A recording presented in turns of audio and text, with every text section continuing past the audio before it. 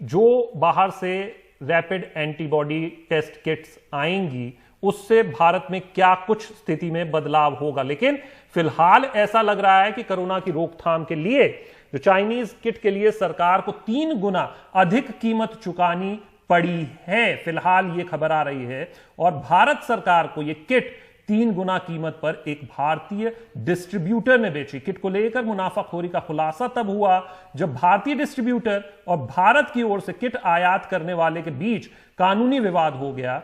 आपको यह बता दें कि वहीं चीनी किट है जिन्हें खराब होने की शिकायत के बाद होल्ड पर रख दिया गया था। करीब 64,000 किट्स गुणवत्ता के पैमाने पर खरी नहीं उतरी थी। और सबसे पहले राजस्थान और पश्चिम बंगाल से इन किट्स को लेकर शिकायतें आई थी। जब ये किट जो है इनमें इनकी क्वालिटी को लेकर इनकी जो टेस्ट आ रहे थे उनकी रिपोर्ट को लेकर सवाल खड़े हुए। और हमारे साथ यहाँ पर जुड़ गए हैं हमारे मैनेजिंग एडिटर एनडीटीवी के श्रीनिवासन जैन। श्रीनिवासन, यहाँ पर एक मुनाफाखोरी की भी बहुत बड़ी बात यहाँ पर सामने आई है कि 245 रुपए की जो किट थी वो 600 रुपए में खरीदी गई है। किस तरह से ये पूरी बात जो है ये सामने आई और अब क्या कुछ इसमें होने जा रहा है? देखिए, ये बड़ी खबर आई है क्योंकि जब ये सारी किट आ रही थी तो इनके ऊपर लेकर एक सवाल था कि इनकी जो प्राइसिंग है, इनके जो रेट्स हैं, इसको किस तरह से तय किया जा रहा है। और एक तरह से एक इस पर आरोप था कि ये बहुत ज्यादा ट्रांसपेरेंट तरीके से इसको नहीं लाया जा रहा। अब ये सारी बात तभी सामने आई जब 2 डिस्ट्रीब्यूशन कंपनीज कोर्ट गई, क्योंकि उनके बीच में झगड़ा हो गया कि कौन सी कंपनी इनमें से भारत को और भारत के जो स्टेट गवर्नमेंट हैं जैसे तमिलनाडु गवर्नमेंट को, कौन सी कंपनी है जो इन किट्स को डिस्ट्रीब्यूट कर रही है। तभी जाकर उसी पिटीशन के जरिए ये बात बाहर आई कि जो 245 यानी कि 245 रुपए की जो किट है जो चाइना से खरीदी गई, उसको रियल मेटाबॉलिक जो डिस्ट्रीब्यूटर है और आर्स फार्मास्यूटिकल्स, ये 2 डिस्ट्रीब्यूटर्स हैं जिनके बीच में झगड़ा हो गया, ये इन्हीं किट्स को 600 रुपए के लिए बेच रहे हैं। यानी कि एक 60% मार्कअप से इनको बेच रहे हैं भारत सरकार को और तमिलनाडु सरकार को। इसी को लेकर ये बात सामने आई और कोर्ट ने भी फटकारा और कहा कि ये जो कीमत जो बताई गई है ये बहुत ज्यादा है, इस किट्स को 400 रुपए के करीब बेचना चाहिए। और तब जाके ये मामला सामने आया है। वासु, एक इसी में छोटा सा सवाल ये बनता है कि क्या जब हम इंपोर्ट करते हैं ऐसे समय में, कोविड-19 के समय में, उस समय में क्या कोई एक प्राइस फिक्स किया जाता है कि इतना मुनाफा होना चाहिए? क्योंकि उनको वहां से ट्रांसपोर्टेशन कॉस्ट लगेगा, सेफ्टी इन किट्स की तय करनी होगी, क्योंकि आईसीएमआर इस प्राइसिंग को डिफेंड कर रहा है। 528 से 795 कह रहा है और 600 में भारत ने खरीदी है। देखिए, यही बात जब कोर्ट के हियरिंग के जरिए या पिटीशन के जरिए आई तो 200 रुपए की खरीदी हुई किट, उसकी फाइनल प्राइस 245 रुपए हुई, जिसमें ट्रांसपोर्टेशन वगैरह बाकी सब कॉस्ट इंक्लूड हो गए। तो वो इंक्लूडेड प्राइस थी, तो इसीलिए 245 रुपए से वो 600 रुपए कैसे हो गए, ये बात साफ नहीं आ रहा। ये जो आप बात कर रहे हैं, आईसीएमआर का जो रिस्पॉन्स आया कि जो उन्होंने रेंज दिया है, ये इसका सवाल ठीक से, मतलब जो हम सवाल उठा रहे हैं उसका ठीक से जवाब ये नहीं है। ये रेंज किस आधार पे अप्रूव की गई?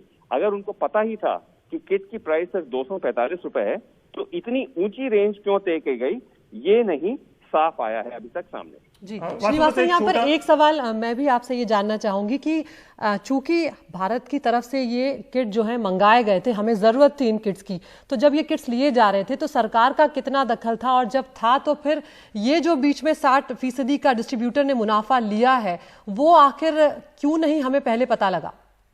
देखिए, यही सबसे बड़ा सवाल है कि इस 600 रुपए का प्राइस किस तरह से और कैसे किसने फिक्स किया गया।